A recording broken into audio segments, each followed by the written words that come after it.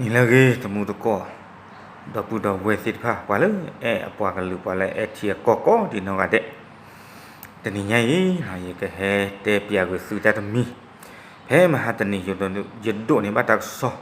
นาเลยยสะกอดกะเอาเวเตเปียยาเลยตักซอดคาเตวดาดีอีลามาชาตะลาไงหมอทอกคิชินุยซอนี่เตวดาเลยไปยอติดพานี่เลสึกเยี่ยมเนาะเลสึกเยี่ยฮอกบ่ตาลอนี่เตวดาไปยอติดพานี่เมื่อเวดาว่ากันยอซื้อดอสวอโพติดพาเปลกเลเนาะเปลกเลดิตอดาสเวติดพานี่กะตีเท่าเวดาเกลดิตอดากะตีเวดาเกลวิเตกุยเวดาจันนี่หมออะคอมยอนี่ดาเตวดาเลปวามิตเปลกเลบานี่อาสเวติดพากำมาเวดาละชูตกบาapa to tu dah le te dah le ko o tho dah ta du amesa pheta lo we ni lo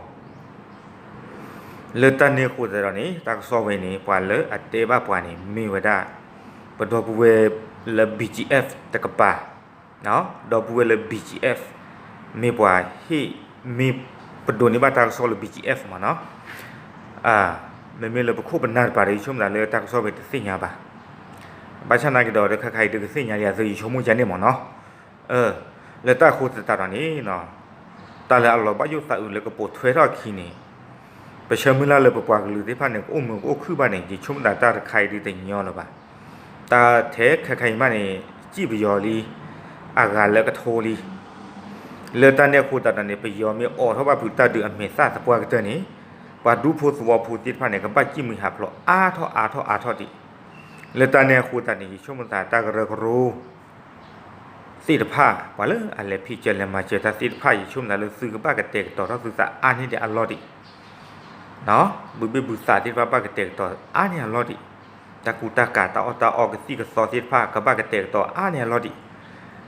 เอาไว้ในเมตากระซอหรือเป็นหน้าหูบ้าเนาะเอาความย้อนนี่เดี๋ยวบ้าขอกว่าดิเลยละท่อขี้ชินวิซอนี่มีคำมาสาธิตต่อเดี๋ยวไปยอเอาไว้ได้ที่หลอดตากลืออสุสปวากเตอมีบางข้อนี้เพชรคลือตึกขี้ชินนุ้ยซอบานี่มีประคู่บรรณาทิศภาคกันเลบ้าก็พอดอยู่เท่ากีตาร์ก็อู้แต่มีข้อประเด็นตีบ้าเนาะบ้าชัดนักกินดอกนี่เดี๋ยวมีบ้ากว่าอู้ดอตาเบลอมาเนาะความย้อนเนี่ยเลือปฏิเกลมันดูมันตาเนี่ยอู้ดอ NCE อัตรารอเลือเกลนี้ก็บ้าตีไว้ได้ที่ต่อเดินเลียรามที่เกลนี่หรอความย้อนนี่มอดกันเลยนี่ตบีหรออะเขามีอันเลหรออะฮักกีเลหรอบาชาตนากีใครเนี่ยไปย้อนเนี่ยก็เทวดาเลยอันเลตะเกลหรอแต่นี่อันเลได้กีเปียคอจันนี่หมอเนาะแล้วตอนนี้คุณตอนนี้เอาไว้เนี่ยลือที่ขับตาว่าได้ NCA อัตามานมาค่าดอตะกาจิบามาดูมาโคตรตาเลยปกว่ากันลือที่ภาพพอคุเลยเป็นมีแต่เปลกเลยบานี้ก็ออกเท่าได้ตาดูอเมซ่านี่หรอแล้วตอนนี้คุณตอนนี้เอาไว้นี่ไม่ต้องสอดขาเลยอามาทำมือภาษาปะดอกเกลือสกัดตาบายุบาโบเลยปกว่ากันลือที่ภาคโวดูอ่านนี่เนาะก็อยากจะมาประชาสัมพันธ์มาบอกข่าวให้พี่น้องฟังวันที่27เดือนมีนาเดือนนี้ทางพม่าก็ได้ให้ชาวกะเหรี่ยงแล้วก็ทหารกะเหรี่ยงในเขตกองพลที่5ให้หลีกทางเพื่อที่พม่าจะได้เข้ามาทำถนนหากว่าไม่มีการหลีกทางพม่าจะใช้ไม้แข็งโดยการเปิดฉากต่อสู้และยิงกับทหารกะเหรี่ยงดังนั้นเนี่ยซึ่งเป็นข่าวที่ไม่ดีเราก็ต้องรอดูต่อไปว่าวันที่27ก่อนที่จะถึงวันที่27นี้ทางผู้นำของเราจะได้เข้าไปเจรจาพูดคุยอะไรกับทางรัฐบาลพม่าบ้าง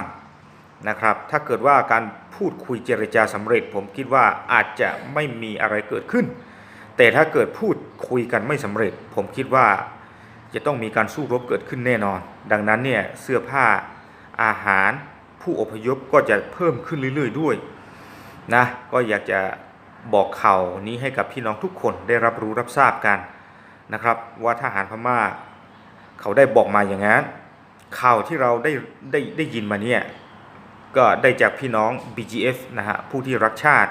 ผู้ที่เป็นห่วงพี่น้องประชาชนที่อยู่ในพื้นที่ ที่จะเกิดการสู้รบนะครับ อันนี้ก็ต้องขอบคุณ